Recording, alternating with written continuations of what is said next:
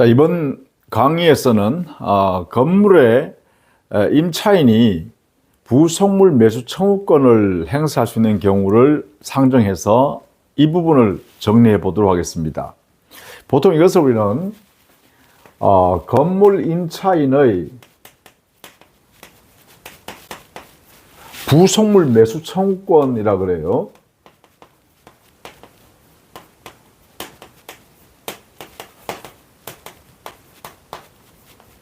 자, 이게 민법은 646조의 명문 규정으로 두고 있습니다. 즉, 건물 기타 공작물의 임차인은 당해 임차물에 부속시킨 물건에 대해서 매수를 청구할 수 있다, 이렇게 규정되어 있는데, 이 내용을 이번 강의에서 정리해 보고자 합니다. 먼저 사례를 한번 이렇게 우리가 가정해 보면 이런 내용을 들 수 있어요. 갑이 자기 상가 소유물을 이 을에게 임대 놨습니다. 임대차. 그래서 임차인 을이 되었죠. 그러면 갑은 소유자로서 임대인이 되겠죠. 이 상가 건물입니다. 그래서 임차인 을은 이 본 상가를 임차받아서 여기서 음반 판매점을 이렇게 경영해 보고자 이렇게 임대차 계약을 체결했습니다. 그런데 이 상가 건물이 이제 분양받은 갑이어서 그 내부에 보니까 뭐 수도 정도만 설치되어 있고 상수도 그 외에는 아무것도 없어서 임대인 갑의 동의를 받아서 을이 거기다가 전기 배선에 관한 설비 이것도 비용을 들여서 갖추고 유리문을 만들고 이걸 해서 이걸 끼워 넣었죠. 그리고 사시도 만들었어요. 사시. 비용을 들여서 이런 행위를 하고 또 그 밤에 비가 왔는데 아침에 가보니까 그 건물에 물이 조금 스며들었어요. 그래서 아마 방수가 제대로 안 됐나 봅니다. 그래서 을은 물이 안 새도록 방수 설비도 한 거죠. 이게. 그래서 방수 처리도 했습니다. 방수 비용을 지출했겠죠. 자, 이런 경우에 이 임차인 을 있죠. 이 사람은 만약에 임대차 기간이 만료되어서 끝났습니다. 이 경우에 임대차 끝났을 때 과연 갑에게 어떤 내용의 권리를 행사할 수 있냐라는 부분인데요. 결국은 여기에 있는 방수 처리 비용 나가는 거, 이거 돈 받을 수 있는가라는 거 하고, 이 전기 배선 설비라든지 유리문이라든지 사실은 자기가 돈을 들여가지고 다 끼워 넣었으니까 사실은 이 물건은 자기 물건이죠. 이거 임차인 소유물이죠, 이게. 그죠? 이래 되겠죠? 그러면 과연 임차인 소유물 이거는 자기 떼내고 나가야 되냐? 원상복구해서 아니면 이 자기 소유물인 이러한 시설 설치하는 내용을 임대인한테 돈을 받고 팔 수도 있는 거냐, 이런 문제가 발생할 수 있죠. 이때 이제 우리가 문제되는 게 바로 당해 건물 임차인은 부속물에 해당되는 경우에는 우리 민법에 이렇게 매수 청구를 일방적으로 할 수 있도록 보장해 놨다 이 말이죠. 이 규정의 의미를 해석을 통해서 그 내용을 이해해야 되겠죠. 그래서 그 부분을 먼저 설명할까 합니다. 자, 먼저 이 부속물 매수 청구권이라는 이 법 조문상의 주체가 누구냐, 이 권리 행사할 수 있는 사람은 기본적으로 우리 민법 646조에서는 건물, 기타 공작물에 대한 임차인이어야 합니다. 이렇게. 이게 이제 첫 번째 주체입니다, 주체. 이 권리를 행사할 수 있는 사람. 따라서 토지 임차인의 경우는 부속물 매수 청구권이라는 이러한 권리가 발생할 여지가 없다 이 말이죠. 자, 이런 내용을 첫 번째로 둬야 되겠다, 그죠? 예. 자, 여기 임차인이라는 사람은 반드시 건물 기타 공작물에 관한 것이 한다. 그럼 여기에 을이라는 사람은 당해 상가 건물에 대해서 임대차 있으니까 여기에 해당된다 되겠죠, 그죠? 자, 그 다음에 그 임차인이 부속물 매수 청구하니까 부속물이 무엇인가를 알아야겠죠. 이 부속물이란 이 의미를 잘 이해해 두셔야 됩니다. 이 부분이 이제 제일 중요한 부분이기도 합니다. 부속물. 과연 부속물이 뭐냐 이 말이죠. 자, 부속물은 첫 번째 매수 청구, 즉 임대인한테 사라고 이렇게 요구하는 권리이니까 그러면 당연히 임차인 소유물이어야 임대인한테 사라고 하겠죠. 그래서 걔는 기본적으로 임차인 소유물로 인정되는 것이어야 되고, 따라서 임차인 소유물이라고 하기 위해서는 독립한 물건이어야겠죠. 왜냐하면 이 상가 건물 자체는 갑의 소유물, 즉 임대인 소유물이잖아요.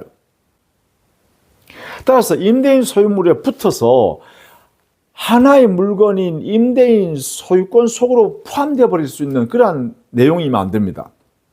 다른 말로 하면 임차한 목적물에 도움을 줘서 임차한 목적물의 객관적 가치를 증가시킬 수 있는 그런 역할을 하고 있는 독립한 물건이어야 돼요.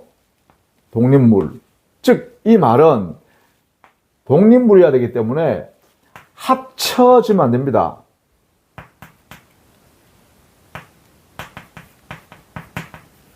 이런 경우에는 독립물이 아니기 때문에 부속물이 될 수 없다는 것이죠.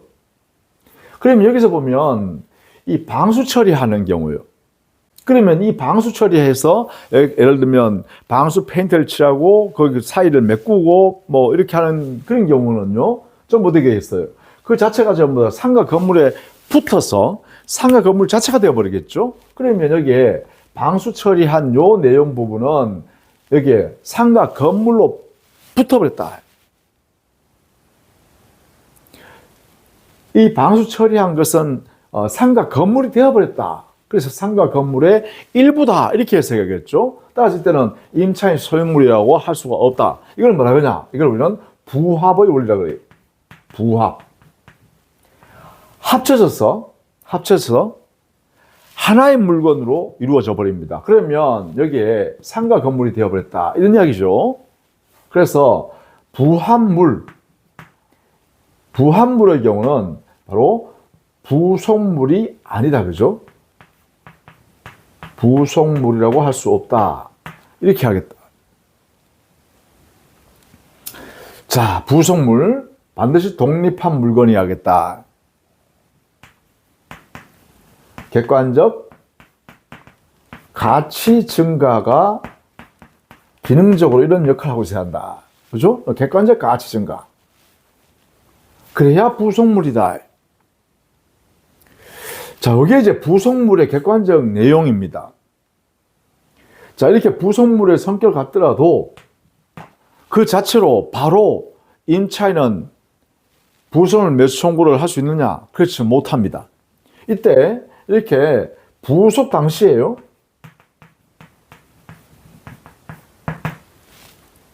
반드시 임대인의 동의를 받아서 부속시켰거나 아니면 그 부속물 자체가 임대인 소유물이었는데 임차인이 이것을 매수해서 부속시켰다.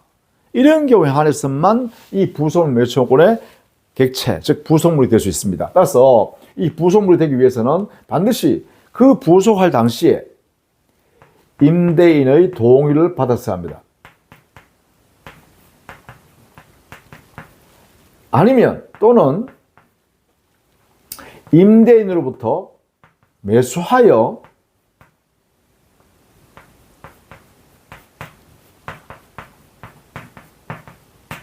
부속시킨 것이어야 합니다. 매수한 것이어야 된다. 이 둘 중에 어느 하나에 해당되어야 부속물 매수청구권의 대상이 되는 부속물이 된다. 이런 이야기죠. 그리고 이 부속물 매수청구권이 발생된다고 해서 바로 행사하는 게 아니라 행사 시점이 있습니다. 즉 행사 시기는 언제냐 하면 이 임대차 계약이 종료되어야 합니다. 임대차가 계속되는 동안에는 부속물 매수 청구권을 행사할 수 없다 이 말이죠. 그래서 이것은 그 계약이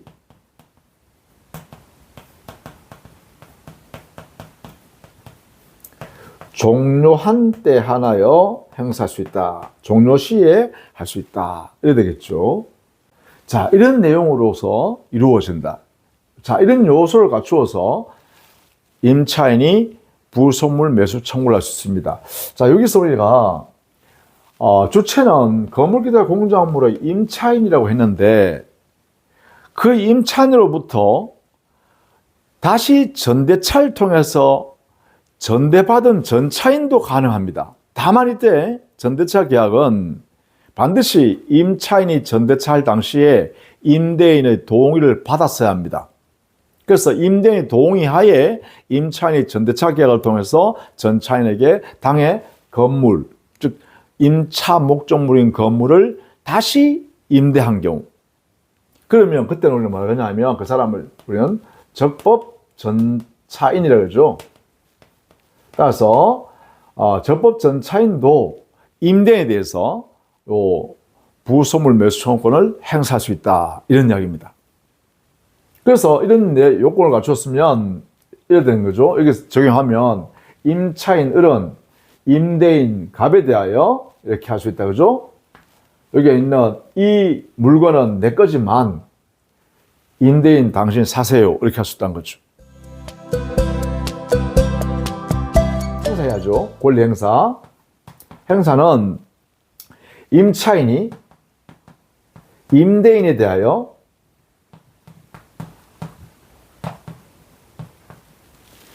매수하라고 일방적으로 의사 표시를 하면 됩니다.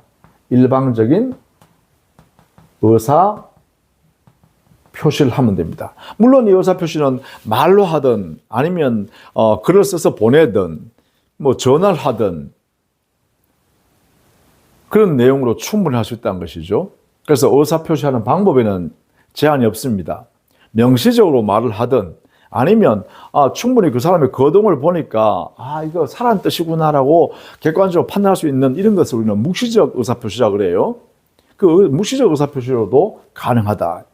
따라서 이게 일방적으로 하는 것이기 때문에 여기는 중요합니다. 행사했을 때 이게 임대인은 거절을 할 수가 없습니다. 그리고 임대인의 승낙의 의사표시도 필요 없습니다. 행사하면 어떤 효과가 발생하냐? 행사하면 효과는 바로 그 부속물에 대한 매매 계약이 성립하게 됩니다. 의사표시하게 되면 이렇게요.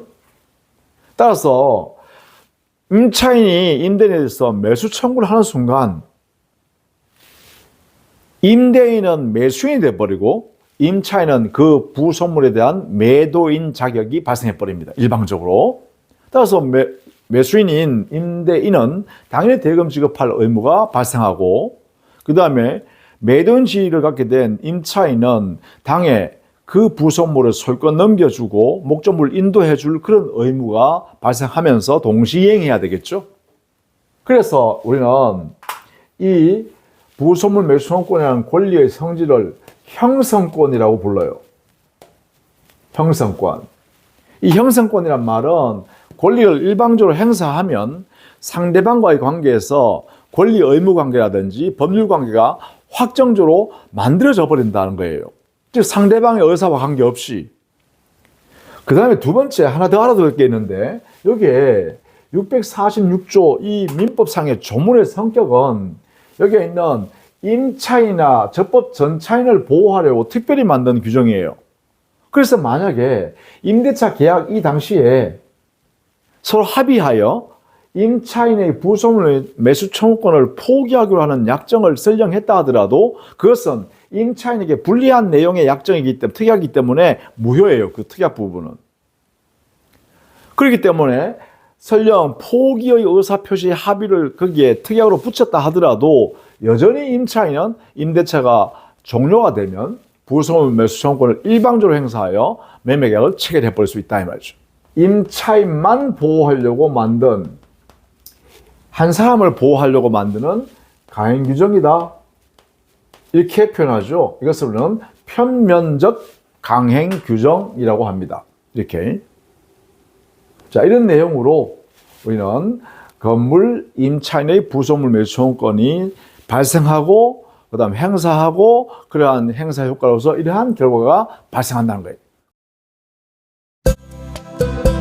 우리가 그대로 정해보면 여기 있는 전기 배선 설비 유리문 샤시에 대한 이 소유권을 이 임대인한테 임차인이 일방적으로 사라고 요 청구권을 행사할 수 있고, 청구를 행사하는 순간 이 두 사람 사이에는 매도인, 매수인이라는 지위가 발생합니다. 이렇게 행사하게 되면, 권리를 행사하게 되면 매매 계약이 이렇게 성립한다. 이런 이야기죠.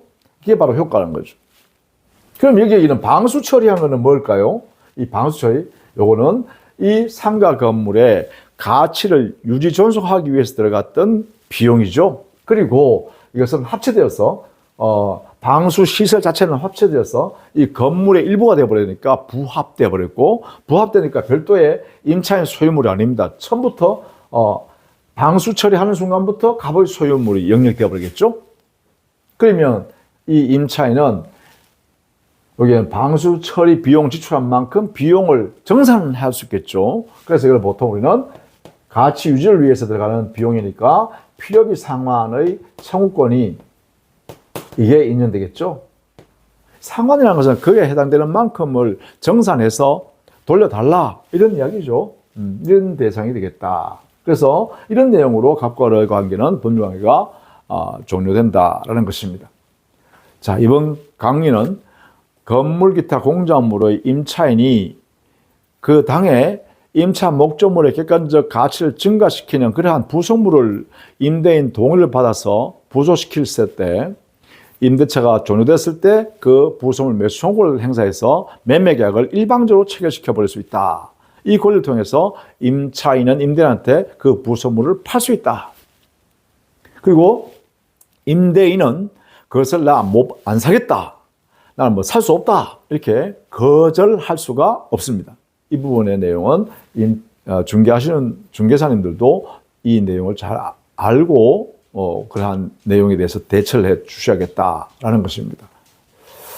자, 이번 강의 내용도 여러분에게 많은 도움이 되었기를 기대합니다. 수고 많으셨습니다.